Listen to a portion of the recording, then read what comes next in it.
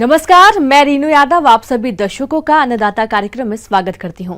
किसान बहुत परिश्रमी होते हैं। वे खेतों में जी तोड़ मेहनत करते हैं। जो अनाज, फल और सब्जियां उगाते हैं, हमारे देश की अर्थव्यवस्था का लगभग समूचा भार उन्हीं के कंधों पर ही है। ऐसे ही भारतीय किसानों को खेती बाड़ी से जुड़ी बहुत सी नई, रोचक और लाभकारी जानकारियां देने के लिए हर रोज सुबह हम आपके साथ आते हैं। तो चलिए कार्यक्रम शुरू करने से पहले देखते हैं क्या है आज के अन्नदाता में। अधिक लाभ के लिए गर्मी के मौसम में मधुमक्खियों की करें देखरेख।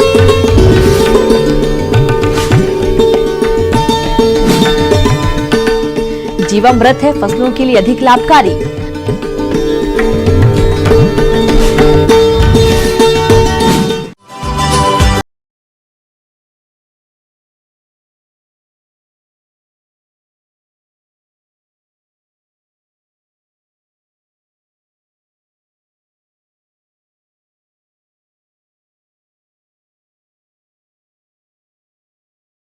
प्रदेश के गिर्द और चंबल संभाग में बहुत से किसान भाई मधुमक्खी पालन व्यवसाय करके अच्छा लाभ कमाते हैं।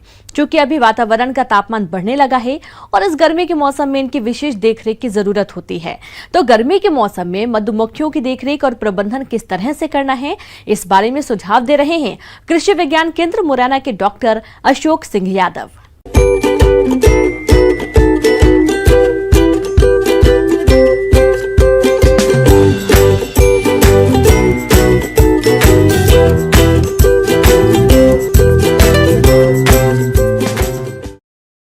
किसान भाइयों, जैसा कि हम सभी जानते हैं कि अभी गर्मी का मौसम चल रहा है और इस मौसम में मधुमक्खी पालन में उसका प्रबंधन एक बहुत ही महत्वपूर्ण हो जाता है। क्योंकि इस समय अगर हमने मधुमक्खियों की जो हमारी इकाई लगी हुई है, जो हमारी मधुमक्खी कॉलोनियां हैं, उनका सही तरीके से अगर हम प्रबंधन नहीं किया तो हमें काफ़ी नुकसान उठाना पड़ता है। किसान भाइयों, जैसा कि हम सभी जानते हैं, ग्रीष्म ऋतु में मधुमक्खी पालन के लिए जो विशेष जो हमें सावधानियां रखनी है, उसमें सबसे पहले तो हमें जो है ये देखना होता है कि जब इस समय जो है हमारे क्षेत्र में फसलों का अभाव होता है। लगभग जो रबी के सीज़न की जितनी भी फसलें हैं वो सारी की सारी फसलें जो है वो कट चुकी होती हैं और हमारे आसपास के एरिया में जो है फ्लोरा की कमी हो जाती है। तो किसान भाइयों, सबसे पहले तो हमें देखना है कि हमें अपनी जो मधुमक्खी जो कॉलोनी है उनका स्थान परिवर्तन की आवश्यकता होती है। सबसे पहले तो हम जो है जो हमारी जो गर्मी में मधुमक्खी की जो कॉलोनी है उनको किस प्रकार हम सुरक्षित करें, ये हमें देखना जरूरी है। मौन पालक भाइयों, गर्मी के मौसम में मधुमक्खी पालन से अधिक शहद उत्पादन के लिए आप मधुमक्खियों की देखरेख किस तरह से करें, इसकी जानकारी कुछ इस प्रकार से है। तो सबसे पहले हमें स्थान का चयन करना है और ऐसे स्थान का चयन करना है जहां गर्मी के मौसम में हमारी जो मधुमक्खी कॉलोनियां हैं वो हम वहाँ रख सकें और उनका जो है सही तरीके से उनका जो है प्रबंधन कर सकें।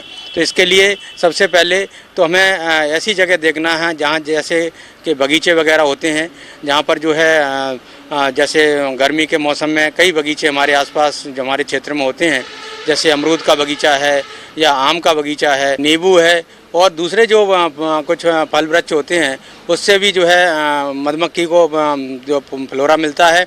इस प्रकार के बगीचों में हम अपने जो है कॉलोनी को हम जो है ले जाकर वहाँ पर शिफ्ट कर सकते हैं। दूसरा, स्वच्छ पानी की व्यवस्था वहाँ पर होना चाहिए, क्योंकि गर्मी में मधुमक्खी को जो है पानी की आवश्यकता होती है। तो हमें जो है स्वच्छ पानी का वहाँ प्रबंधन हो, ये हमें देखना ज़रूरी है। साथ ही साथ जहाँ पर हम जो है अपनी कॉलोनी यहाँ पर गर्मी में हम रख रहे हैं, वहाँ पर ये भी देखना है कि आसपास के एरिया में जहाँ हमने बगीचे में अपनी कॉलोनियाँ रखी हुई हैं वहाँ अगर फ्लोरा उपलब्ध है। जैसे कि गर्मी में हम देखते हैं कई प्रकार की जो है सब्जियाँ हमारे किसान भाई गर्मी में लगाते हैं।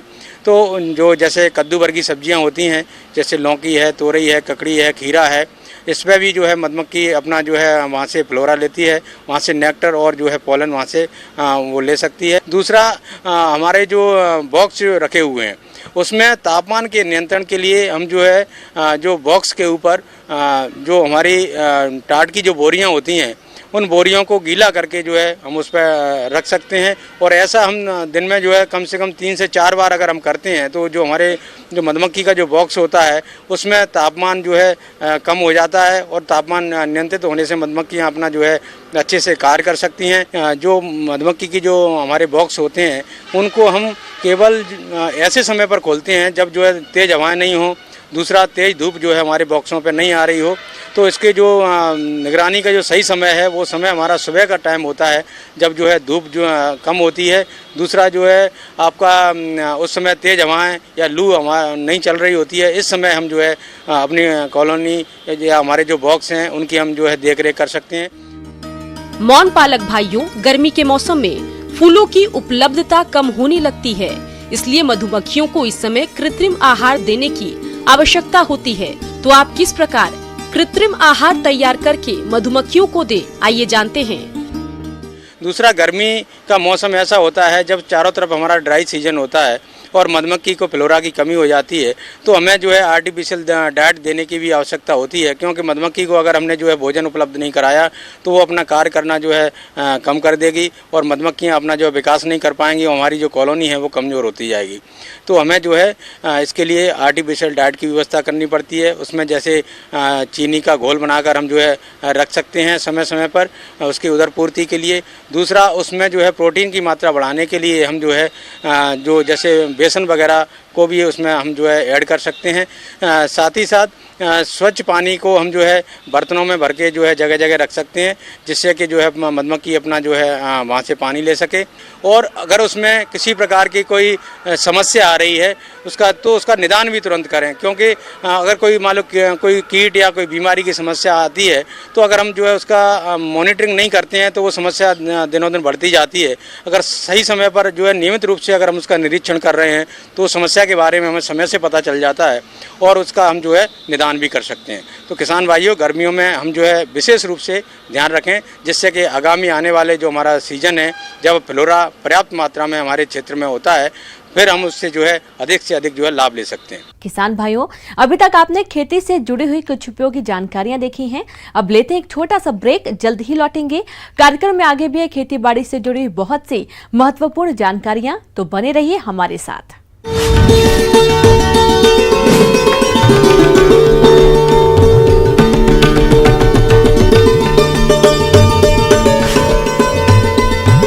ब्रेक के बाद आप सभी दर्शकों का अन्नदाता में स्वागत है। चलिए अब रुख करते हैं अगली कड़ी की ओर।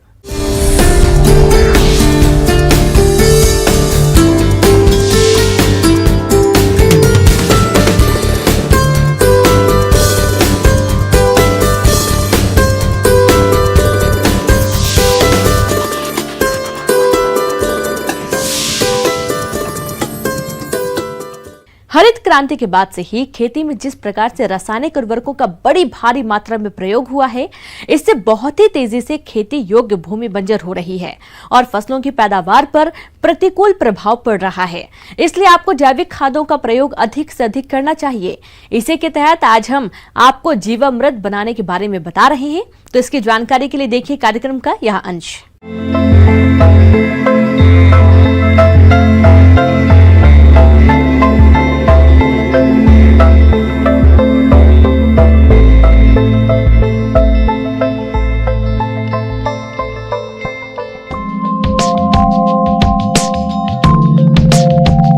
किसान भाइयों, आज के समय में जीवामृत से खेती करने की बहुत ही आवश्यकता है, क्योंकि हरित क्रांति के बाद से ही खेती में जिस प्रकार से रासायनिक उर्वरकों का अंधाधुंध प्रयोग हुआ है, जिसके कारण हमारी भूमि की संरचना ही बदल गई है तथा बहुत ही तेजी से खेती के योग्य भूमि बंजर भूमि में तब्दील होती जा रही है।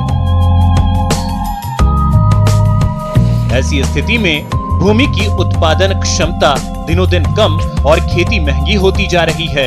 लाखों रुपया किसानों का रासायनिक उर्वरकों और कीटनाशकों पर खर्च हो रहा है।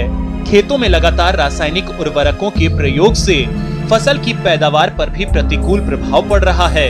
इससे बचने के लिए किसानों को जैविक खेती की तरफ बढ़ना होगा। आज हम आप सभी को जीवामृत बनाने की विधि के बारे में बताएंगे। तो चलिए जानते हैं कि 200 लीटर जीवामृत बनाने के लिए क्या क्या सामग्री की जरूरत होती है। तो इसमें आप सबसे पहले 10 किलो ताजा या 3 से 4 दिन पुराना देसी गाय का गोबर, 10 लीटर देसी गाय का गौमूत्र, पुराना सड़ा हुआ 1 किलो गुड़ या 4 लीटर गन्ने का रस, इसके बाद 1 किलो बेसन और 1 किलो पीपल के पेड़ के नीचे की मिट्टी या ऐसे स्थान जहां पर कीटनाशक का प्रयोग नहीं हुआ हो वहां से भी मिट्टी ले सकते हैं, एवं 200 लीटर पानी।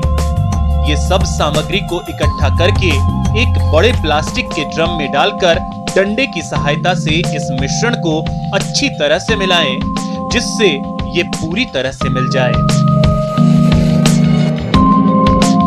अब इस ड्रम को ढककर किसी छायादार स्थान पर रख दें। इस बात का ध्यान रखें कि ड्रम पर सीधी धूप नहीं पड़नी चाहिए।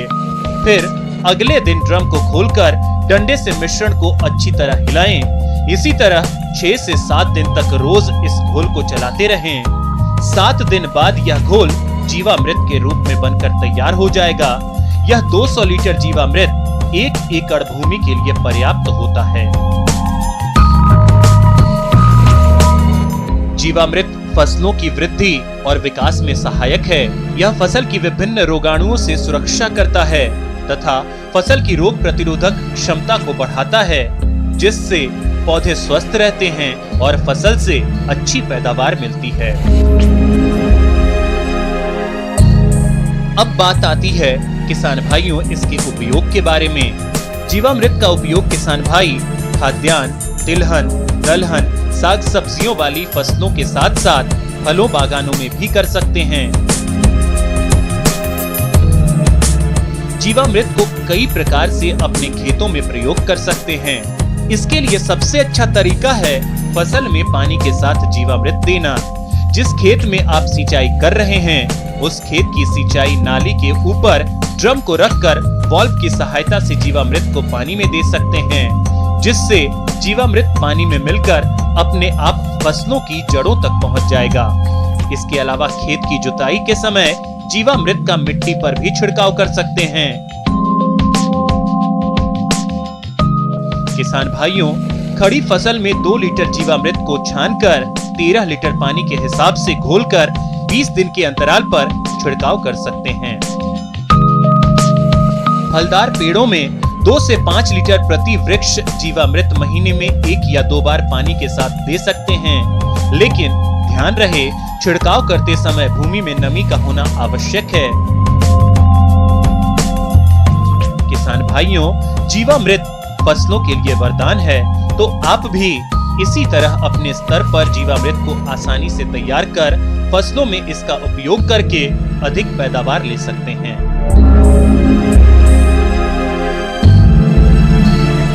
आगे और भी खेती बाड़ी से जुड़ी बहुत सी रोचक जानकारियां, पर यहाँ पर रुकेंगे एक और छोटे से ब्रेक के लिए। जल्द हाजिर होते हैं।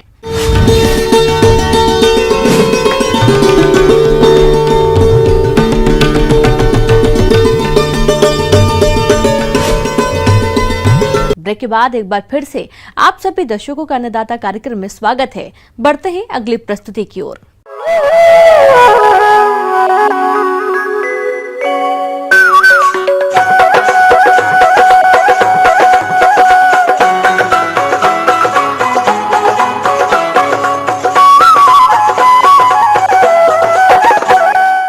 किसान भाइयों, मौसम में बदलाव हो रहा है। दिन में कभी तापमान बढ़ जाता है तो रात में तापमान कम हो जाता है।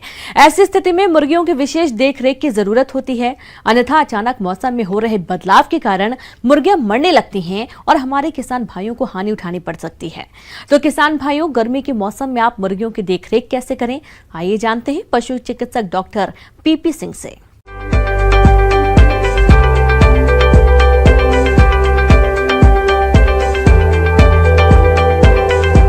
आज मैं आपको ब्रॉयलर मुर्गियों की गर्मियों में देखभाल किस प्रकार से की जाए इस पर संक्षिप्त जानकारी देने जा रहा हूं। ब्रॉयलर मुर्गियों के लिए चूजे खरीदते समय अपने को विशेष सावधानी रखनी चाहिए और चूजे किसी प्रतिष्ठित हैचरी से ही खरीदने चाहिए। चूजे के आने के 24 से 48 घंटे के भीतर अपने को वाटर और इलेक्ट्रोलाइट्स जो सॉल्यूशन होते हैं लिक्विड वो पानी में इनको देने चाहिए। शुरू के 24 से 48 घंटे तक अपन सामान्यतः चूज़ों को दाना नहीं देते हैं, क्योंकि चूज़ों में जो एनर्जी सोर्स है उस समय तक योग से जो रहता है उससे मिलती रहती है, तो भोजन की आवश्यकता नहीं रहती है।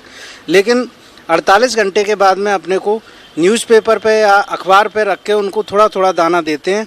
पानी की व्यवस्था पूरी और प्रॉपर रखते हैं। उसके अलावा क्या होता है कि फिर ब्रूडिंग का प्रबंधन अपने को करना है। ब्रूडिंग में क्या होता है कि शुरू की अवस्था में ब्रॉयलर मुर्गियों के शरीर पे पंख पूरी तरह से विकसित नहीं होते हैं, तो उनको ठंड लगने की संभावना काफ़ी अधिक रहती है। अतः इस परिस्थिति में अपन क्या करते हैं कि कृत्रिम गर्मी दे के चूज़ों को अपन सर्दी से बचाने का प्रयास करते हैं। ब्रूडिंग का जो समय होता है वो इस बात पर निर्भर करता है कि वातावरणीय परिस्थितियां कैसी हैं। जैसे गर्मी के सीजन में हो सकता है आपका 4-5 दिन के समय में ही ब्रूडिंग की ज़रूरत पड़े और बाकी समय ना पड़े, तो ब्रूडिंग का प्रबंधन करें। किसान भाइयों, गर्मी के मौसम में मुर्गियों के उत्पादन पर बुरा प्रभाव पड़ता है, इसलिए आपको मुर्गियों के आवास प्रबंधन पर ध्यान देना जरूरी होता है। तो आप किस तरह से करें आवास प्रबंधन, आइए जानते हैं। दूसरा क्या है कि गर्मी के मौसम में यदि गर्म हवाएं चल रही हैं तो शेड में जो जाली है उसमें अपन टाट की बोरी लगा सकते हैं, और टाट की बोरी लगाने के बाद हल्का सा पानी भी छिड़क सकते हैं, जिससे कि उनको जो अंदर का तापमान है शेड का वो लगभग 22-23 डिग्री सेंटीग्रेड के आसपास आ जाए। अगर प्रयास करें नहीं आ रहा है तो उसमें आर्टिफिशियल या कृत्रिम रूप से पंखे लगा सकते हैं, फॉगर्स लगा सकते हैं, और ज़रूरत पड़ने पर कूलर की भी व्यवस्था कर सकते हैं।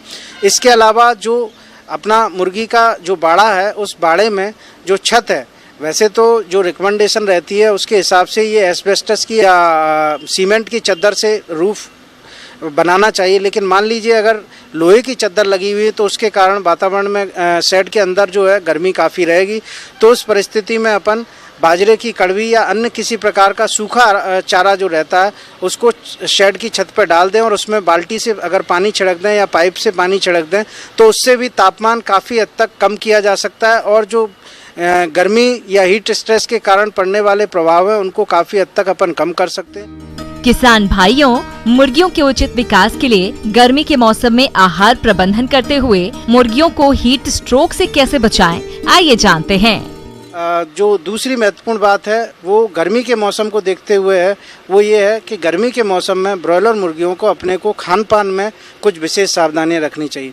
देखिए, सबसे पहली और महत्वपूर्ण बात तो ये है कि ब्रॉयलर के मुर्गियों के शरीर में जब जो दाना जो अपन देते हैं वो पचता है, तो उसके जो आहार ग्रहण करता है उसके 3-4 घंटे बाद में जब दाना पचता है तो शरीर में गर्मी पैदा होती है, और वो गर्मी जब शरीर में पैदा होती है और उसी समय यदि वातावरणीय तापमान भी बहुत ज़्यादा है तो ये गर्मी का डबल प्रभाव मुर्गियों पे पड़ता है, और उसके कारण मुर्गियों का परफॉर्मेंस जो है काफ़ी ख़राब हो जाता है। और कई बार ऐसी स्थिति देखने में मिलती है कि मुर्गियाँ हाँफने लगती हैं, और गर्मी से बचने का जो फिजियोलॉजिकल तरीका होता है उसके अनुसार ये पेंटिंग करने लगती हैं या ओपन माउथ ब्रीदिंग करती हैं, मतलब खुले मुंह से सांस लेती हैं और पंख फैला लेती हैं चारों तरफ, और जो आहार है वो उसको ग्रहण करना बंद कर देती हैं। तो इस परिस्थिति में किसान भाई ये कर सकते हैं कि जो इनके खाने पीने का समय है उसमें परिवर्तन करना पड़ता है। तो उसमें परिवर्तन इस प्रकार से अपन कर सकते हैं कि देखिए, सुबह 10 बजे से पहले तक अपना मुर्गियों को जो दाना अपन देते हैं वो दाना पूरा दे दें, और 10 बजे के बाद में जो फीडर है या जो दाने वाले बर्तन हैं उनको पूरी तरह से खाली कर दें। सुबह 10 बजे के बाद से लेके आपके शाम के करीब 6 बजे तक अपने को उनको कोई भी दाना नहीं देना है। उसके बाद में 6 बजे के आसपास उनको दाना दें, और रात में भी ज़रूरत पड़ने पर उनको दाना भर सकते हैं, अपन पुनः खिला सकते हैं। उसके बाद में ड्रिंकिंग वाटर जो ये पीने का पानी है उसको साफ़ सुथरा और ठंडा ड्रिंकिंग वाटर या पीने का पानी ठंडा उपलब्ध कराने का प्रयास करें। सामान्यतः हीट स्ट्रेस की रोकथाम के लिए मुर्गियों में विटामिन ई का काफ़ी अच्छा उपयोग किया जाता है। विटामिन ई का अपन फीड में मिला के दे सकते हैं। उसके अलावा लिवर टॉनिक कई आते हैं जो कि लिवर पे जो प्रभाव पड़ता है फीड के कारण उसको भी कम कर सकते हैं, जिससे कि अपने मुर्गियों को जो ग्रीष्म तनाव है उसके हानिकारक प्रभाव से अपन बचा सकें, और जो अपना आर्थिक नुकसान हो रहा है उसको रोक सकें, और ब्रॉयलर मुर्गी पालन से बेहतर आय प्राप्त कर सकें।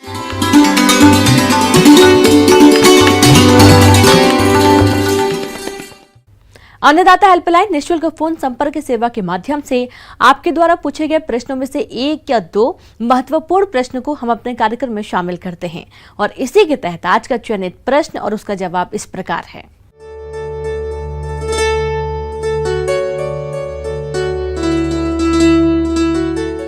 निःशुल्क अन्नदाता हेल्पलाइन में आज हमने जिस प्रश्न को शामिल किया है उसे पूछा है ग्राम कुदरा, जिला उमरिया के देवचंद्र यादव ने। आपने दुधारू पशुओं को गर्मी से बचाने के उपायों पर जानकारी चाहिए है, तो इसके लिए देखिए कार्यक्रम का यह अंश। जैसे कि अभी हम लोग जान रहे हैं कि अभी जो तापमान बहुत ज़्यादा बढ़ चुका है और गर्मी अपने प्रकोप में है और इस समय पशुओं में लू लगने की बहुत बड़ी समस्या होती है। लू लगने के लक्षण क्या होते हैं कि वो जब शुरू में लू लगती है तो जानवर बहुत ज़्यादा उत्तेजित हो जाती है। उसके क्या होता है, वो छाया खोजेगी और वो जीभ निकाल के हाँफेगी, बस सांस लेगी, सांस ज़्यादा तेज़ लेगी और वो पानी ज़्यादा पीना शुरू करेगी और उसका जो स्किन चमड़ा जो होगा चमड़ी सूख जाएगी। तो ये इसके लक्षण से पहचान सकते हैं कि मेरे पशु को लू लग गई है। गाय भैंसों को तापघात से बचाने के लिए पशुपालकों को चाहिए कि आप कुछ बातों का ध्यान रखें ताकि पशुओं को गर्मी के दुष्प्रभाव से बचाया जा सके। तो इसके उपाय के लिए चाहिए कि हमें तुरंत उसे खुले हवादार बने, उसके लिए जो पशु का जो घर है उसके अंदर, उसके लिए कि ठंडी हवा आनी चाहिए, हवा का सही प्रभाव होना चाहिए।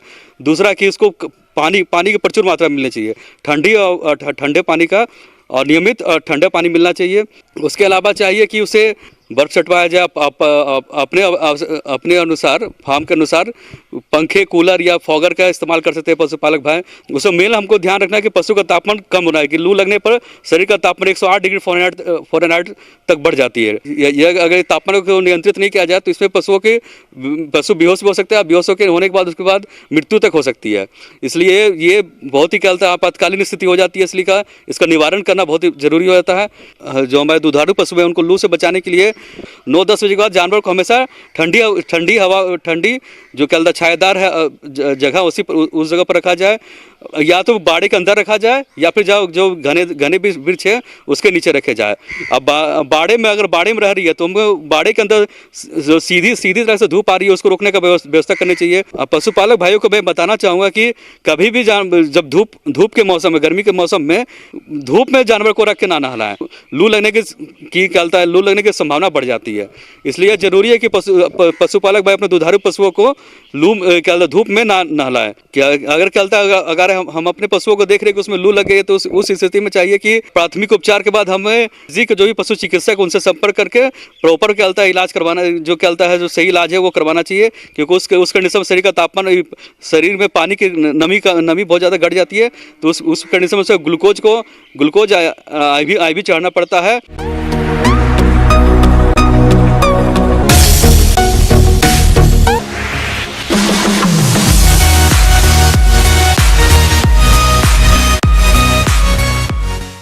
आइए अब एक नजर डालते हैं राज्य के कुछ चुने हुए मंडियों के प्रमुख फसलों के बाजार भाव पर।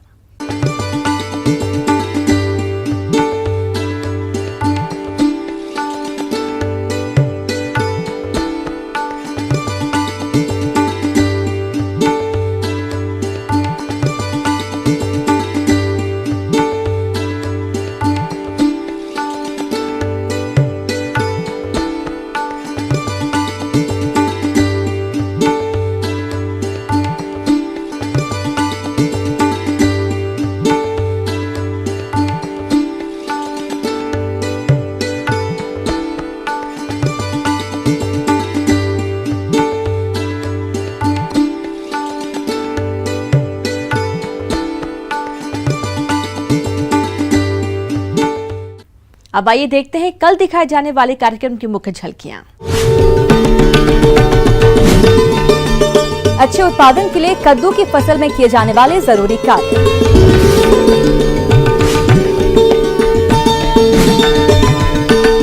गर्मियों में गहरी जुताई का महत्व।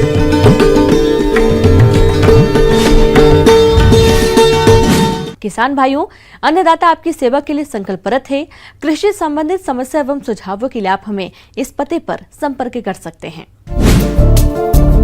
प्रोड्यूसर अन्नदाता, news 18 Madhya Pradesh, Chhattisgarh, Ramoji film city, Hyderabad 501512। साथ ही आप हमें ईमेल भी कर सकते हैं। हमारा ईमेल है p18अन्नदाता@nw18.com।